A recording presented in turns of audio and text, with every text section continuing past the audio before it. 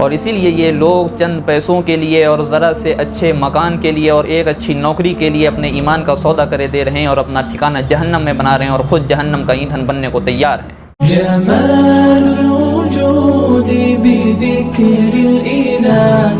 وتصفو الحياة بنور هدى۔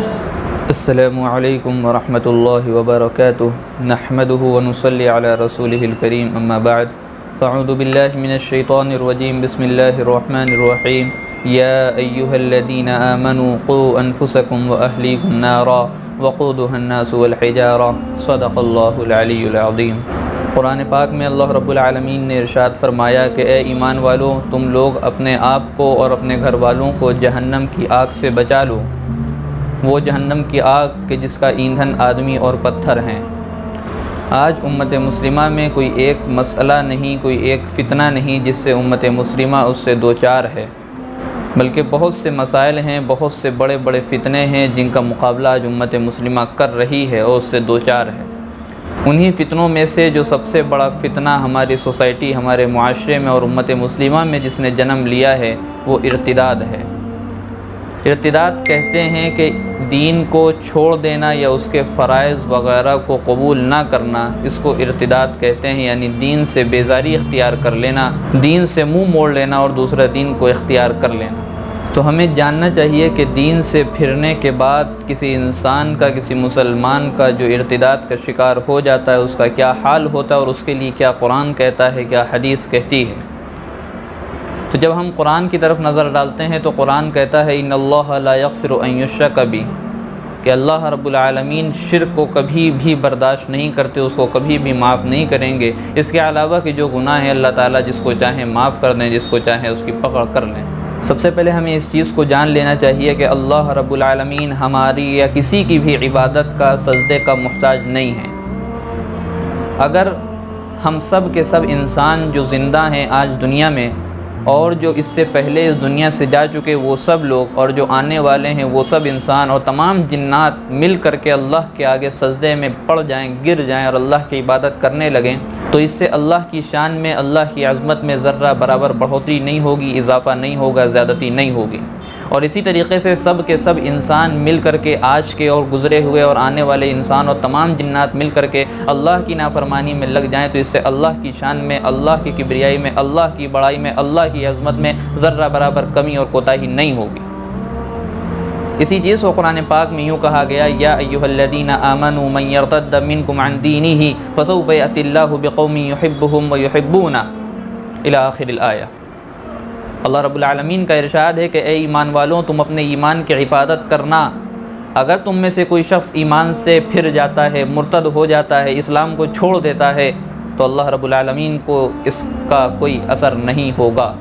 بلکہ اللہ کا کام یہ ہے، اللہ کا قانون یہ ہے، اللہ کی تدبیر یہ ہے کہ اللہ رب العالمین ایک ایسی قوم کو برپا کریں گے، ایک ایسی قوم کو وجود بخشیں گے جو اللہ رب العالمین سے محبت کرتی ہوگی اور اللہ رب العالمین ان لوگوں سے محبت کرتے ہوں گے۔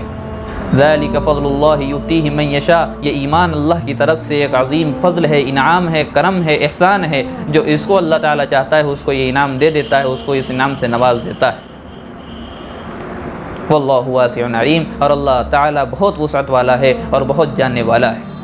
تو اس آیت سے ہمیں یہ پتہ چلا کہ ہمارا اسلام میں داخل ہو جانا یا اسلام سے پھر جانا اللہ کی شان میں ذرہ برابر کمی یا زیادتی نہیں کرتا۔ اگر کسی کا نقصان ہوتا ہے تو وہ ہمارا ہوتا ہے، اگر کوئی خسارے میں جاتا ہے تو وہ ہم جاتے ہیں، کیونکہ اللہ رب العالمین کا قرآن پاک میں صاف ارشاد ہے ان اللہ لا یغفر ان یشرک بہ، اللہ تعالیٰ کسی بھی شرک کو معاف نہیں کریں گے۔ اسی طریقے سے فرمایا ان الدین عند اللہ الاسلام، کہ اللہ رب العالمین کے نزدیک جو سب سے پسندیدہ دین اور سب سے پسندیدہ مذہب اور سب سے پسندیدہ دھرم ہے وہ اسلام ہے۔ دوسرے موقع پر فرمایا وَمَن يَتَّبِعْ غَيْرَ الْإِسْلَامِ دِينًا فَلَن يُقْبَلَ مِنْهُ، کہ جو بھی شخص اسلام کے علاوہ کسی اور دین کو فالو کرے گا، کسی اور دھرم کو فالو کرے گا، کسی اور مذہب پہ چلنے کی کوشش کرے گا، فَلَن يُقْبَلَ مِنْهُ، تو اللہ رب العالمین کی طرف سے ہرگز اسے قبول نہیں کیا جائے گا۔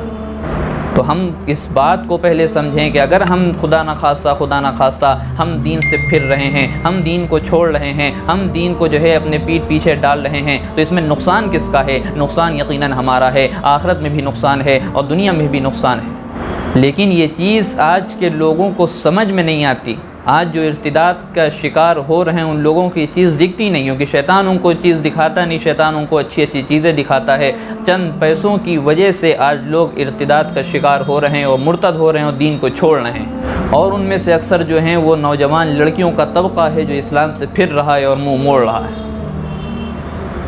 ہمیں حکم دیا گیا ہے یا ایھا الذین آمنوا لا تتبعوا خطوات الشیطان ومن یتبع خطوات الشیطان فإنہ یأمر بالفحشاء والمنکر، کہ اے ایمان والو تم شیطان کے نقش قدم پر مت چلو، کیونکہ شیطان کے نقش قدم پر جو چلتا ہے تو شیطان اس کے بے حیائی اور برائی کے کاموں کا حکم دیتا ہے اور اس کو ورغلاتا ہے۔ ہمیں تو حکم یہ ملا تھا کہ شیطان کے پیچھے نہ چلیں، اور حال ہمارا یہ ہے کہ شیطان کو ہم نے آج اپنا آقا بنایا ہوا ہے، شیطان کو ہم نے اپنا سردار بنایا ہوا ہے اور اس کو اپنے سر پہ بٹھاتے ہیں اور اس کی باتوں پر عمل کرتے ہیں۔ نتیجہ یہ ہوتا ہے کہ ہم اسلام سے کبھی پھر جاتے ہیں، ہمارے سینے سے اسلام نکل جاتا ہے، کبھی قول و فعل کے ذریعے سے ہم اسلام سے خارج ہو جاتے ہیں اور ہم کو پتہ نہیں چلتا۔ اور اس ارتداد کا شکار وہی لوگ ہو رہے ہیں، مرتد وہی لوگ ہو رہے ہیں، دین سے وہی لوگ پھر رہے ہیں جن کی تربیت دینی ماحول میں نہیں ہوئی ہے، جن کے والدین کی طرف سے دینی معلومات اور دینی تعلیم صحیح طریقے سے نہیں دی گئی ہے جس طریقے سے دینی تعلیم دینے کا حق تھا۔